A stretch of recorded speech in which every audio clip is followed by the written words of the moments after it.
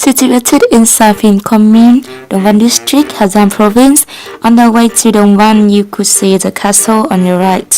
The palace was taken 9 years and almost 150,000 silver coins, equivalent to 150 billion now, to complete, and built in 2 periods. Firstly, right after Vương Chính Đức and his son Vương Chính Sừng won the war against France and Young Army, with only an enough space house for family and maids, named Trung Dinh after that. Then the second phase was from 1919 to 1928, when the situation was settled down. The rest of architecture were finished. This construction was recognized as the National Heritage Site in 1993. Let's take an overview of the Royal Palace, including 4 horizontal and 6 vertical buildings.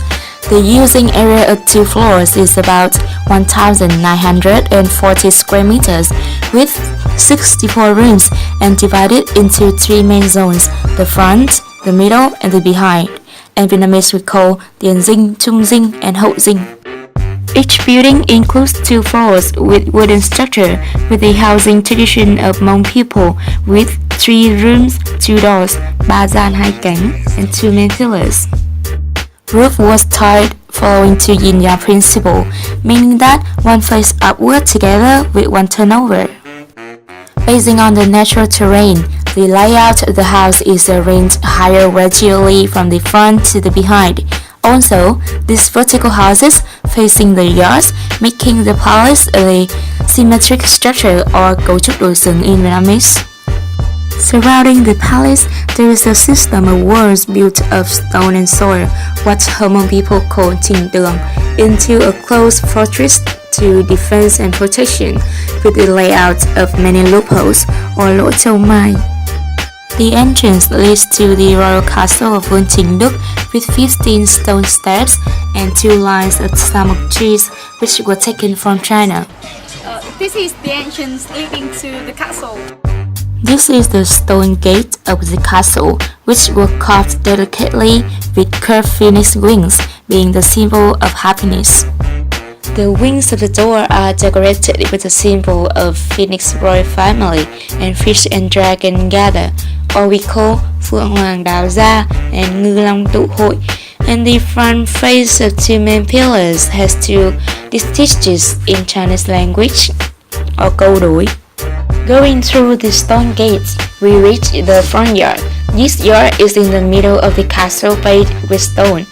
The front palace includes a horizontal house and 2 vertical houses. Horizontal house is regarded as the wall to block the front of the fortress.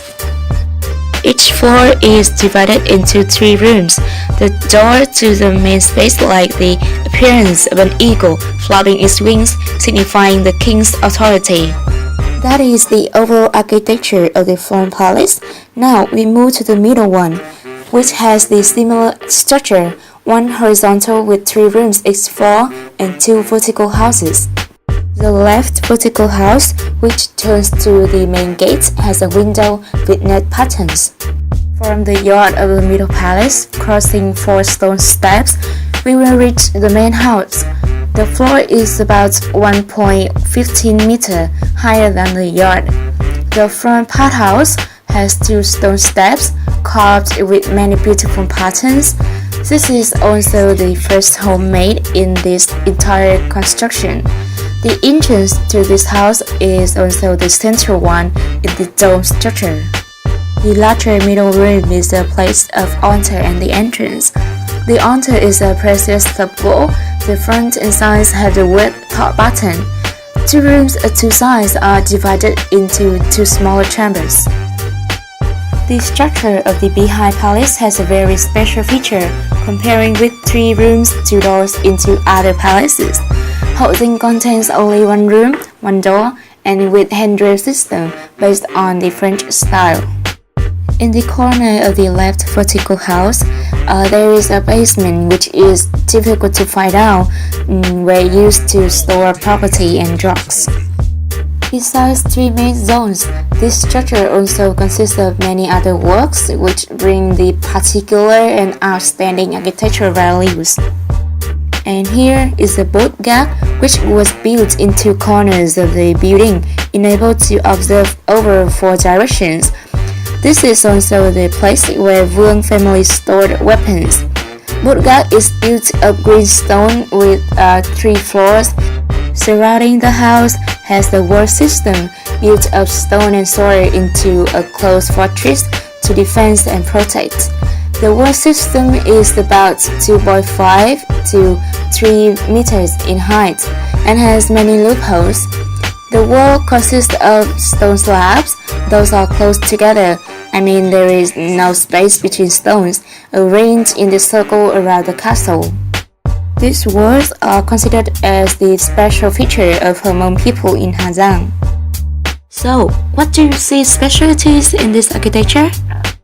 First, Dinh Vua Meo is significantly valued by its architecture, both the exteriors and interiors, and as the combination of numerous migrated cultures for many times and different countries. The structure of castle imitated that of the Forbidden City in China, combined with patterns of Hmong people and some solid French architecture. Let's take a closer look at the architectural interference of this palace. As influenced much by Chinese features, the overall structure was built on the construction ground in the shape of letter Mục in Chinese language, just like the shape of the main part in Forbidden City of China. The roof system was tiled based on yin-yang principle, following to the architectural feature of Tang Dynasty in China in order to protect the family and structure from the heavy rain of the rock highland. Furthermore, the Chinese architecture also was presented in the curved roof. The gate roof was made of wood and tiled with delicately carved tiles. To build this castle, Vương Chính Đức also had to invite a feng shui master from China and use the stone taken from Sichuan. In terms of Hmong influence, the structure of the house is 3 rooms, 2 doors, especially the Trung Dinh, first built after the peace treaty with France, the middle room for worshipping altar, and 2 others for family members. Pillars and stairs are like steel houses of Hmong people and sculpted patterns with cultural features of Highland people in Hà Giang. This wooden structure is carved with images of bats, poppy flowers, and cherry trees, which are extremely familiar in the Hmong culture. Story told that to make this pillar foot in the poppy shape, the best workers in Yunnan at that time carved and used the Indochina silver to polish the surface. Only polishing these 2 poppies required 900 silver coins, equivalent to $1 billion at today's price. Especially the iron flower frame, the special technique iron curling of France in the early 20th century. Besides, the French architecture also is presented in glass windows and fireplaces, the red water pipe, and the system of defending such as boat gap, rotomai, etc. One more vital thing to share is the architecture also inspires to other constructions in Hà Giang. As we could say, Museum of Cultural Space of Ethnic Groups in Đồng Văn Stone Highland, or Bảo tàng không gian văn hóa các dân tộc vùng cao nguyên đá Đồng Văn. Here you could see the stone wall, yin-yang tile roof system, and wooden structure. Although having multiple types of architecture, the royal palace style brings the overall harmony in materials, carved patterns, and thoughtfulness. Originally, the material Vương Chính Đức used to construct this castle is gỗ thông đá, the very high quality wood for preventing wood eaters and lizards. And as for the result, the castle has standing impressively in the middle for 100 years. The other significant value is about living culture, which firstly shown the daily life of ancient people 100 years ago, the golden time of Hà Giang.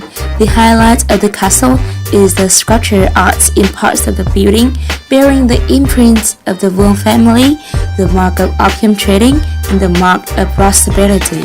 Building this castle was a very good way for Vương Chính Đức to show off his richness and power as a king of an area. And the palace functioned as both a living place and a fortress. The completed structure of sub-palace has the purpose of use divided by height. Dinh, which is the lowest, used for welcoming the big families and relatives. Dinh is a living place of wives, children, maids, and the interpreter.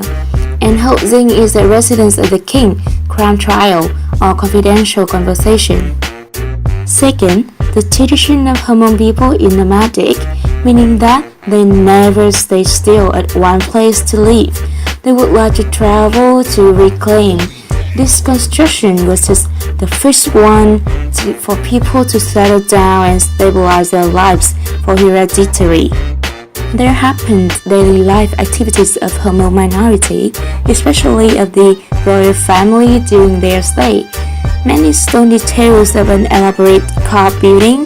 There are many things which were used by the royal family are still kept and stored to display the lifestyles of royal family in particular and Hmong people in general, such as bowls, dishes, draft, kitchen, cabinets, and clothes. These are what we found out after a trip to Dinh Vua Meo and then came back and shared with you guys. We encourage you to come here and experience more than what we have said. Thank you for listening.